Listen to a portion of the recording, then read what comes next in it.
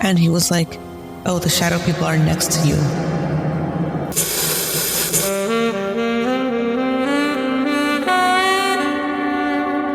Welcome to Tell Me a Ghost Story, the late night call-in podcast where we delve into the world of the supernatural and explore the eerie and unexplained. I'm your host, Michelle Newman. This podcast features true stories from our callers that will send shivers down your spine and leave you questioning the existence of the afterlife. So grab a cozy blanket, turn down the lights. Hey, my name is Cynthia Ketron, Ketron, and I like your broadcast, and I like to tell you my own ghost story.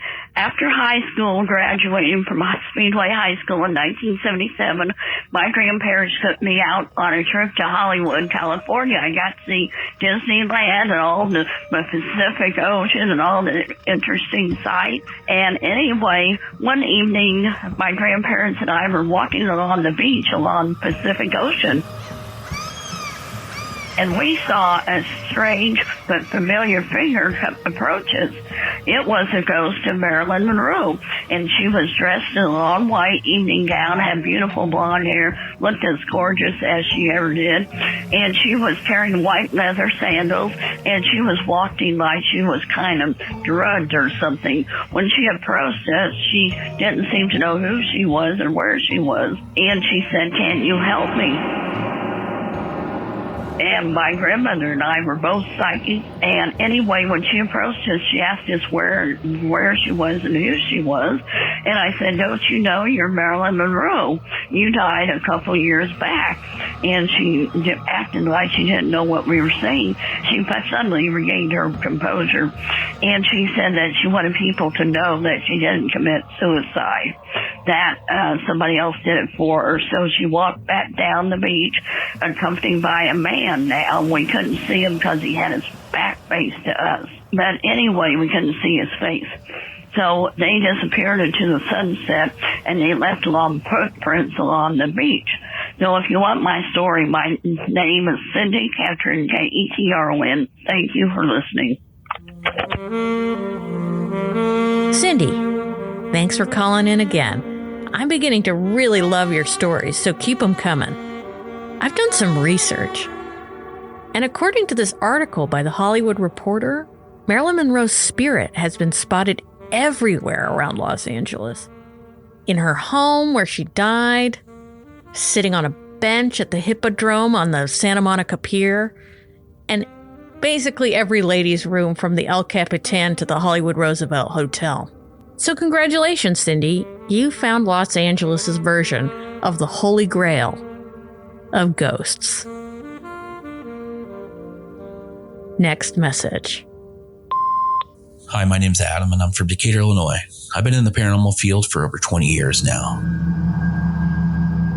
And I often get asked a lot of questions about my experiences. One question that comes up a lot is, aren't you afraid something will attach to you and follow you home? For years, I never really thought much about it until one night in the summer of 2016. It all started when my friend Jake and I decided to visit a well-known haunted house in town. This place had a dark and unsettling past, with stories of murder, suicide, a major fire, and even the fact that it was built on top of a Native American burial ground. We were there late one night, prepping some materials for a ghost hunting workshop we had planned in the upcoming weeks. While we were there, we decided to try something new, using a black mirror for scrying. For those unfamiliar, a black mirror is supposed to provide a soft focus for your eyes, helping your mind to calm down and wander. Jake and I had never really used one before, so we thought, why not give it a shot? I used the mirror for about 20 minutes. Then Jake took his turn for another 20 minutes. The house was dark and eerily quiet as we sat in different rooms hoping to experience something. But nothing happened. Actually, it felt kind of calming. Afterwards, we decided to call it night and head home. Jake and I lived about 6 minutes from the house, but in opposite directions. Me to the north, him to the south. So we should arrive back home to our houses at about the same time. It was around 1 a.m. when I pulled into my driveway. As I got out of my car, I was hit with this overwhelming feeling. The night was completely silent. No wind, no car sounds, nothing. It was strange, unsettling quiet. I suddenly felt like someone was standing right behind me, watching me. As I slowly turned around, I looked, there was no one there, and the silence was still eerie. Feeling a little bit spooked, I decided to pick up the pace and unlock my front door when suddenly my phone rang. Now, I'm not much of a caller, more of a texter, so getting a call at 1 a.m. was unusual. Well, it is unusual for about anyone, actually. It was Jake, though. I answered. I said, "Hey, what's up?" His first words were, "Are you home?" Which I did reply, yes. I said, "Why?" He said, when he pulled up, he got out of his car, and as he shut his car door, he thought someone was watching him, staring at him near the tree that was behind him. He slowly walked up to his house, and I said, "Oh, really? What else?"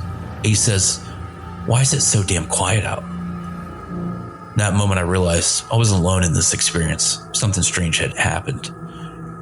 So I decided to hurry up and get inside. I told Jake I would call him back later in the morning.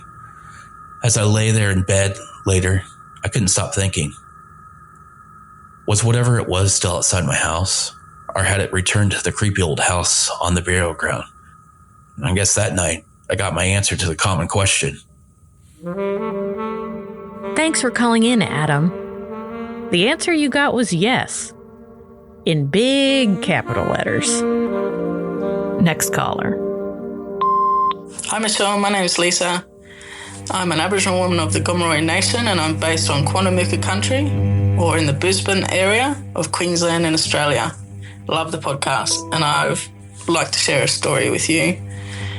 I was 4 years old, and I remember waking up during the middle of the night feeling someone standing behind me in or near my bedroom, and I rolled over to see who it was, and I could see a tall man standing in the doorway of my bedroom, and all I remember is that he was tall, very skinny, and was wearing a hat. I couldn't see any detail of his face or his clothes, but I stared at him and he stared back at me, and I remember thinking to myself, what am I going to do to get to Mum and Dad? I would have to sneak around him or go through him. So I just rolled back over, facing the wall, putting my back towards him, and whispered to myself, "Please go away, please go away, please go away," and just fell back to sleep. I never saw him again as an older child or an adult, but that incident plays on my mind all the time, so much so that I've now created my own scary story podcast that will feature First Nations stories of paranormal and true horror, because I know that we've got a lot of stories amongst our people here in Australia. And he is, the tall man that was at my door is actually the artwork for my podcast. So hopefully it's a journey to learn more about this tall man and maybe why he was there, and to connect with other Aboriginal or Indigenous people in Australia and around the world with their stories of paranormal and true horror.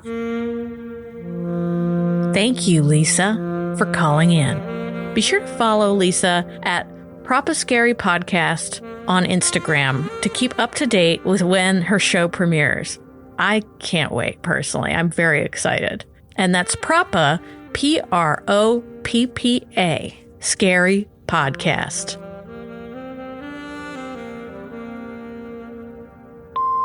I'm Phil from Chattanooga.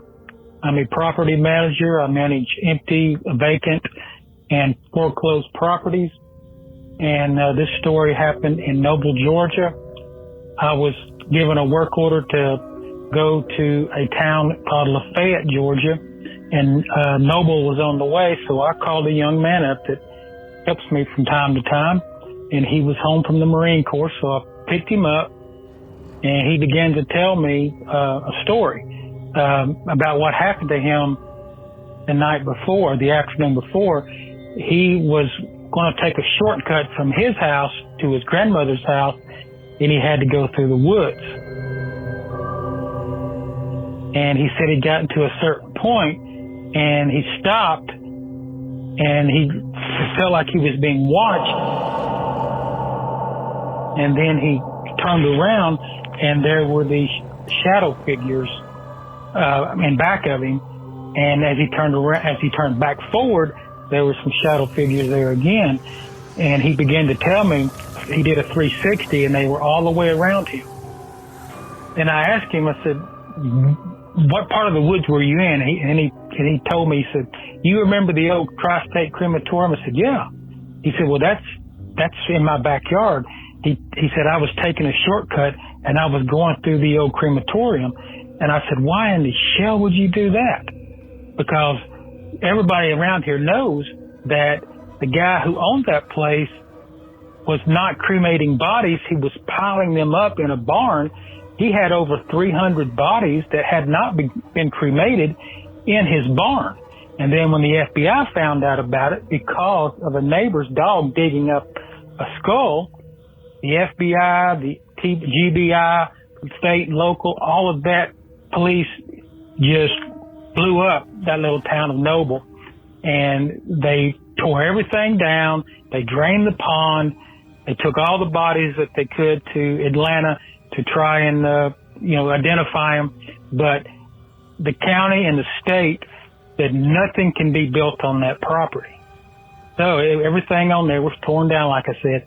And by now, everything's grown up and it's dense trees and scrub and privet. And he was taking a shortcut through there to get to his grandmother's house. And that's what he encountered on his way. You can fact check the crematorium. It was called Tri-State Crematorium, Noble, Georgia. The man who owned it, his name was Brent Marsh. Pull it up and just take a look at the chaos that was going on there. Just imagine the family secret is there's 300 rotting, decaying bodies out in the barn. Take a look at it. Thank you, Phil from Chattanooga. I recommend listeners Google the bizarre story of the Tri-State Crematorium scandal. In total, 334 bodies were recovered, out of which only 226 have been identified. Either way, I'd tell your friend to take the long way to Grandma's house from now on.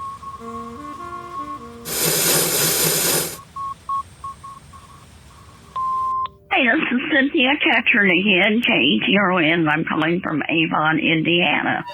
And anyway, here's another true story from the 1980s. One evening, we were at home in our living room watching the new color TV. Dad was so proud of that color TV. Suddenly, the power went off in the house, and the TV went off. And then my mom heard a growling sound. We had 4 dogs at the time and 4 cats, but they weren't doing anything.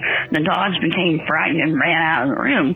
And my mom opened up the living room drapes, and much to our horror, we saw the legendary creature called Dogman. He was 6 feet tall, and he was completely black hair.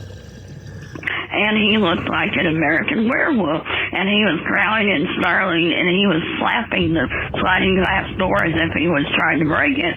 And Mom said she called the police, and Dad said, no, I have a better idea. He said, werewolves are afraid of silver bullets, aren't they? And Mom said, but we haven't got a gun, and we haven't got silver bullets. And Dad said, I got something better. He ran into his bedroom, took out a silver coin chest, and presented it to the American werewolf, better known as Dogman.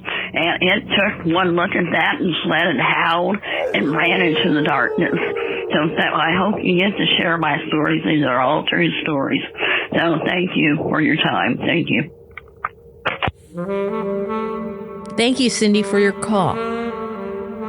I've never heard of the Dogman before, so I had to look him up. In folklore, the Michigan Dogman, it was described as a 7-foot-tall, blue-eyed or amber-eyed, bipedal canine-like animal with a torso of a man and a fearsome howl that sounds like a human scream. In 1987, disc jockey Steve Cook in Traverse City, Michigan, recorded a silly song titled The Legend about a dogman, which he initially played as an April Fool's joke. He based the song on myths and legends from around North America and had never actually heard about the Michigan Dogman at the time. He said he completely made up the song as a joke, from his own imagination. But then Cook started receiving calls from listeners who said that they had encountered a similar creature. And over the years, Cook has received more than 100 reports of real dogman sightings. Next caller. Hey, this is Hendel from Long Island, New York, and I have a ghost story for you all today.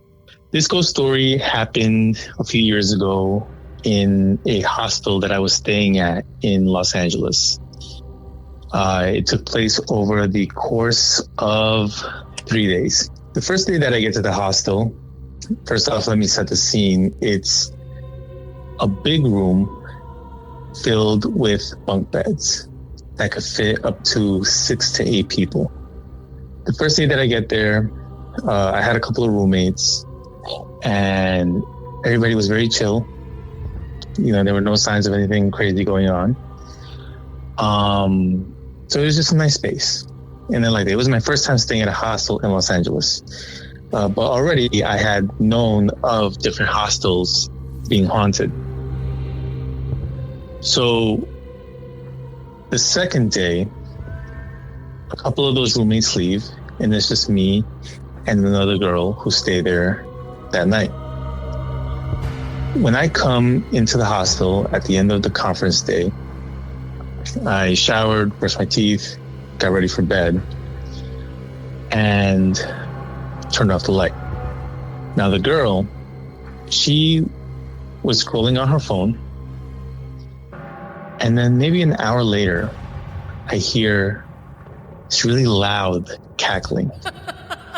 Like she's giggling at her phone, but really loudly and almost obnoxiously. Her head was near my feet where I heard this loud cackling noise. And I just tried to begin to sleep it off, but she was just really loud. So I would say I gave it maybe 15 minutes. And the cackling finally stopped. And then it's used the bathroom. I put the flash on my phone on, but her head was in the opposite direction. Where how to explain this? So essentially, her feet were near my feet. So there was no way for her to have been laughing that loudly, completely switched her position 360, and be in the position that she was in now. So to me, that was a very creepy moment, almost impossible moment, but I shrugged it off and went to sleep. The following night, so the girl had left, and now the room was full with about 7 people, all staying in the bunk beds. And I came in at the end of the night of the conference, and I showered, I brushed my teeth, went to sleep, and I had been asleep for maybe 5 or 10 minutes when I woke up, and I want to say this was around 1:30 a.m. I just felt the entire room shaking. But shaking extremely hard, and everything in the room was shaking because it was an earthquake. And I'm watching my body bounce on the bed, and everything in the room is shaking. So that lasted for about 20 seconds, and then it stopped. And I said to myself, well, it's Los Angeles, you hear of earthquakes over here all the time. So I went back to sleep. The next morning, woke up, went down to reception, and I asked them, I think I asked for a towel, and I said, just casually, hey, did everybody else feel that earthquake last night? And they just looked at me with a blank stare, what earthquake? And so then I looked online, I looked at geological, trackers, just everything. And there was no earthquake that happened in that area or in Los Angeles that day.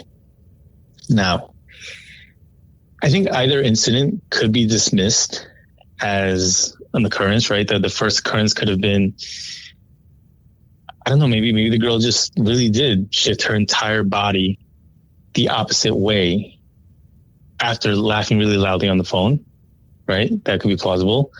The second one could be, maybe I had dreamt that there was an earthquake. But to me, the fact that each of these incidents happened back to back, night after night, to me just seems like a very supernatural phenomena happened at that hostel. Thank you, Hendel, for calling in. People are always coming and going from hostels. You never know who or what could stay behind.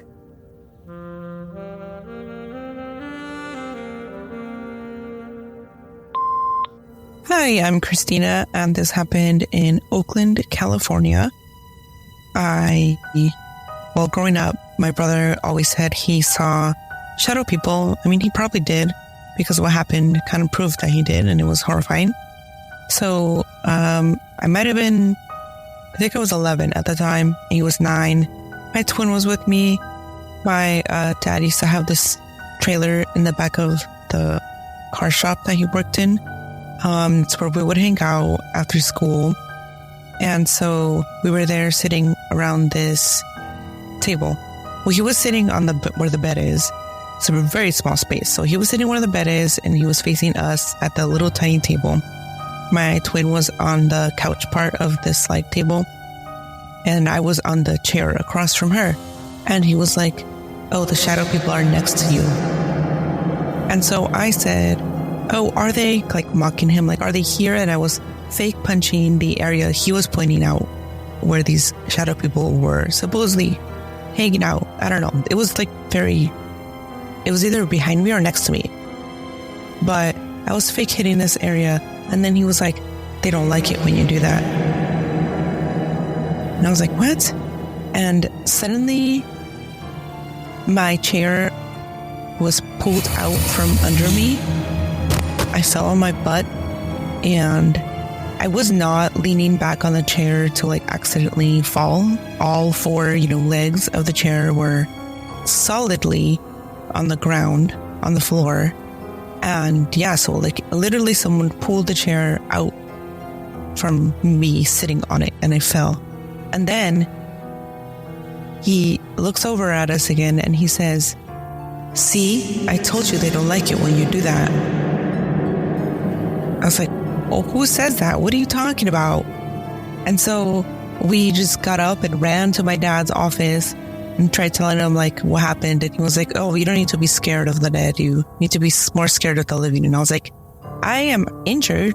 My butt was injured in this, and it was those shadow people." And so, yeah, that is my one and only paranormal experience that directly happened to me. Christina is the host of Spooky Tales, part of the Scary FM network.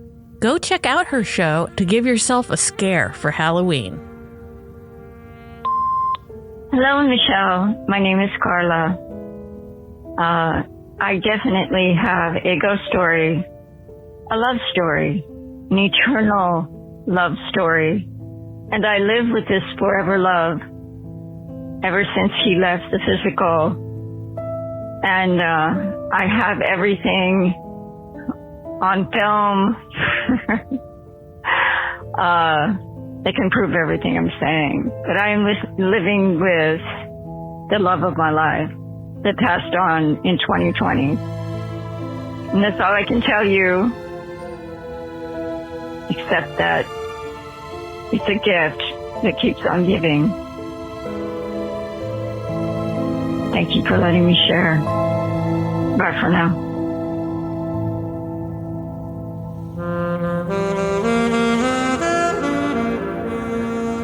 Thank you, Carla, for your story. Short, but very sweet. Hi, Michelle. This is Nellie from Clinton, Illinois.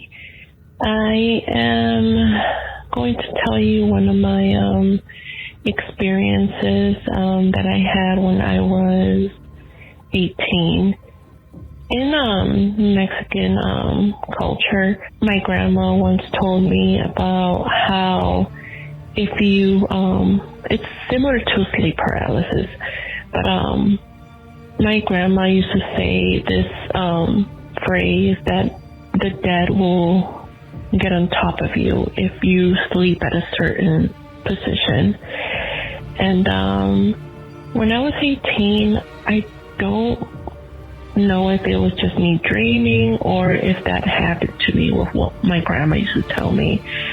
But it was like almost early morning. I remember it was in the weekend, so I was just like sleeping in. And I remember I was like laying down on my stomach and just sleeping, and I felt something heavy get on top. And when I felt that, I tried to, I opened my eyes a little bit and I tried to look back to see what that was. And when I was looking back, it's like a something dark, like a dark shadow. And in my ear, I heard this dark shadow just like growl, kind of like a growl kind of laugh. And it scared me. I tried to move, but I couldn't. And it lasted for about a few seconds. And then it just went away. And that was something that really scared me, because the growl, I can vividly just remember hearing the growl and the laugh. But yeah, that's one of the things that my grandma used to tell me, that in Spanish is called "se te subió el muerto," the dead got on top of you.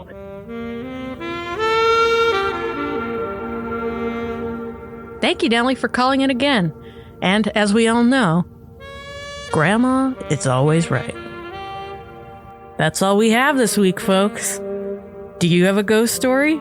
Call 701-484-2666. That's 701-484-2666. Or go to tellmeaghoststory.com and leave your story there. Thank you to all the callers who left messages this week. And as always, I'm your host, Michelle Newman, signing off.